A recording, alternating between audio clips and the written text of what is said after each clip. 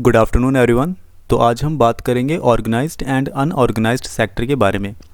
पिछली क्लास में हमने बात की थी sectors of the economy on basis of activities, जिसमें हमने सबसे पहले बात की थी प्राइमरी सेक्टर की, फिर हमने चर्चा की सेकेंडरी सेक्टर की, टर्शरी सेक्टर को हमने समझा, क्वार्टनरी सेक्टर की हमने बात की और क्विनरी एक्टिविटीज़ की हमने बात की।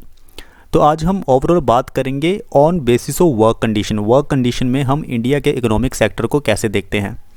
जब हम वर्क कंडीशन की बात करते हैं तो इंडिया के इकोनॉमिक सेक्टर को हम दो पार्ट्स में डिवाइड कर देते हैं, जिसकी हम आज बात करने वाले हैं।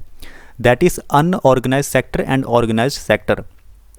जब हम ऑर्गेनाइज सेक्टर की बात करते हैं तो ये वो सेक्टर होता है जिसे गवर्नमेंट आइडेंटिफाई कर लेती है और गवर्नमेंट के जितने भी प्रोग्राम्स होते हैं, पॉलिसीज़ होती हैं, उसका फ़ायदा ऑर्गेनाइज सेक्टर में काम करने वाले एम्प्लॉयज़ को मिलता है।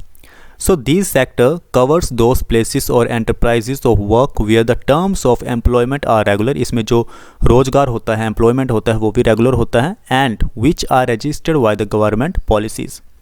अब हम बात करते हैं अनऑर्गेनाइज सेक्टर। ये ऐसा सेक्टर है कि इस सेक्टर में जो काम करने वाले लेबर्स होते हैं उनको आइडेंटिफाई नहीं कर पाती है government. This sector is characterised by scattered and small units which are largely outside the control of the government. Government के कंट्रोल से आउटसाइड रहता है अनऑर्गेनाइज सेक्टर।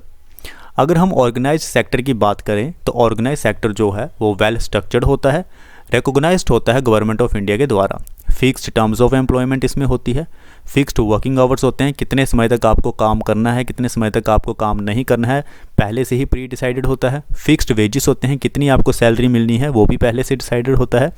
जितने भी बेनिफिट होते हैं, medical benefits and other benefits are also provided to the employees.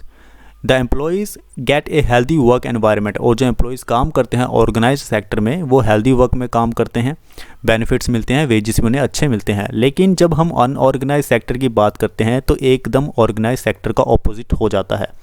Unorganised sector जो है वो पुअरली स्ट्रक्चर्ड होता है, no recognition, no fixed terms of employment, random working hours, कभी भी आपको काम पे लगाया जा सकता है, फिक्स्ड वेजेस नहीं होते हैं, इसमें किसी तरह का बेनिफिट आपको प्रोवाइड नहीं करवाया जाता है। Employees are not entitled to get benefits और wages, there is no guarantee of a healthy work environment.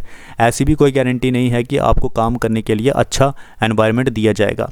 तो अनऑर्गेनाइज सेक्टर में कौन से वर्कर्स आते हैं? कैजुअल वर्कर्स आपके आते हैं, कंस्ट्रक्शन वर्कर्स आपके आते हैं, बॉन्डर लेबर आपके आते हैं, जिनको कि गवर्नमेंट आइडेंटिफाई नहीं कर पाती है। जैसे कई सारे कॉन्ट्रैक्टर होते हैं, ठेकेदार होते हैं, ठेकेदार के अंडर जो लोग काम करते हैं उनको कहाँ प्रॉपरली ट्रीट किया जाता है, तो वो गवर्नमेंट की नज़र में नहीं आते हैं। तो ये हमने बात की अनऑर्गेनाइज्ड एंड ऑर्गेनाइज्ड सेक्टर की। तो मिलते हैं नेक्स्ट वीडियो में। तो आज हमने समझा ऑर्गेनाइज्ड एंड अनऑर्गेनाइज सेक्टर के बारे में। अब अगली वीडियो में हम समझेंगे on basis of asset ownership, यानी कि एसेट ऑनरशिप के बेसिस पे हम इंडिया के इकोनॉमिक सेक्टर को कैसे देखते हैं। दो पार्ट्स में डिवाइड करते हैं, एक होता है पब्लिक सेक्टर जिसमें स्टेट का कंट्रोल रहता है और एक होता है प्राइवेट सेक्टर जिसमें प्राइवेट सेक्टर के लोग जो होते हैं शामिल होते हैं। तो मिलते हैं नेक्स्ट वीडियो में। Thank you.